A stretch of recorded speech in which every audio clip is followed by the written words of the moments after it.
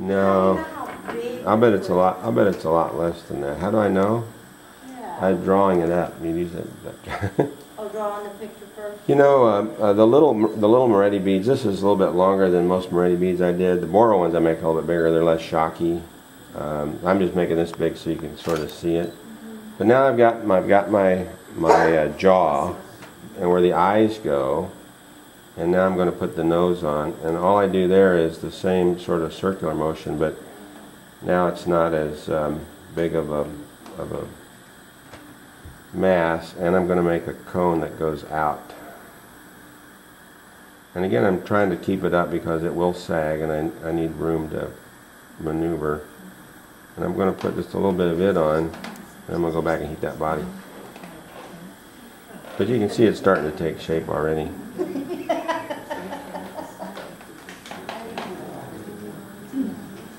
In other words, you're giving your imagination free rein? Yeah, free rein. You don't expect him to be saddled with it, do you? Oh. No, I mean, because otherwise he'd just have to, you know, have a stable imagination. And I do have an imagination. So... Are you telling us we should bridle our mouths? Okay, so it's starting to make some kind of shape. What I do now is once I've got the cylinder, which is a little different from the jaw area, these rascals will give me a uniformity right in here. So all I'm going to do is just heat the nose on both sides and do like that. And when that happens, this is where this little rascal here is the super tool. I heat up underneath the nose, and then I push right there to keep my nose looking a little bit good. Okay, so I've got the jaws, the neck, and the head shape basically.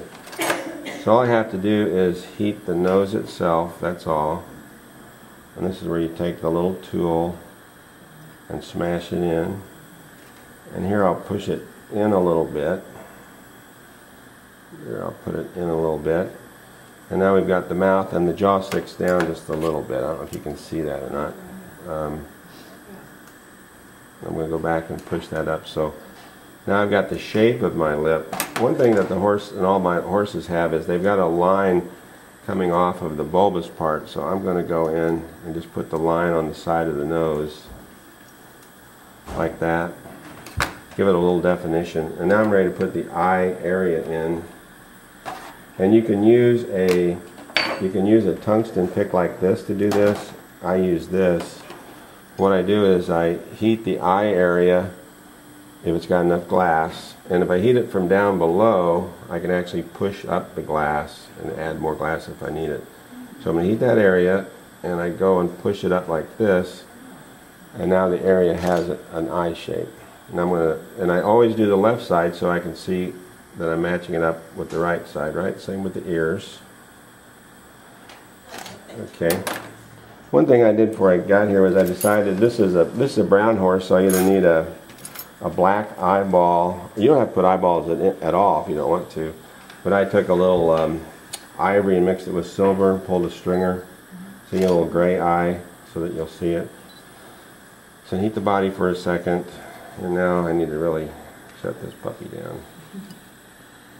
And one thing that Mickelson taught me that I never knew was to leave your oxygen on when you lower your torch.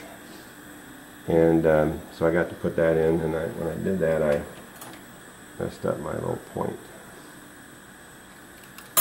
Okay. Heat. Okay, so I'm going to put the other eye in. Okay. And I have heard people say don't even put eyes in, you'll really screw it up, all that work you did.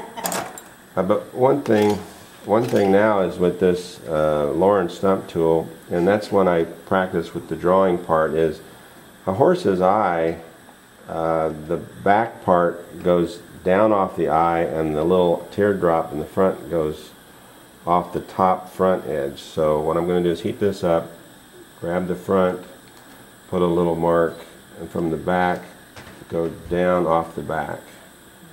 And on the other side, I'll do the same thing. And this is something that I think drawing really helped me do. So it's not a symmetrical deal, because when their head is down, then it's straight. And when you see the horse from the front, you want to see both eyes. I think that's how the horse sees. Okay, so now I've got the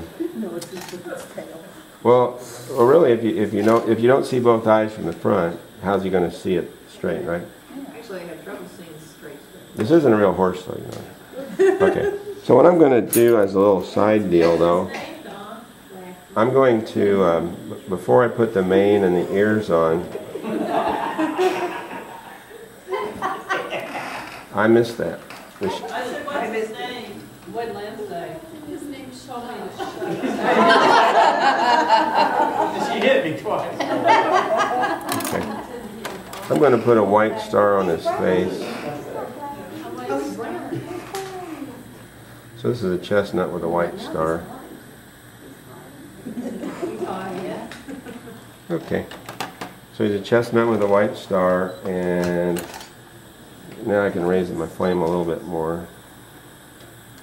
So this horse is leaning to this side, so if I was going to put the mane on one side, do that. I can heat it up in that neck area and straighten it back out. But actually, a lot of the beads, I think a lot of people try and make, especially if it's a pendant, have the horse leaning one way so that it looks a little bit at you. It's not just to the side profile.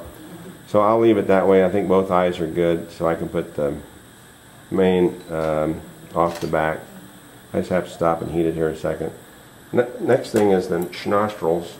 So all I do is do the front and take this great Lauren Stump homemade tool, put one nostril there, and then one there, and there's the schnoz. You get that?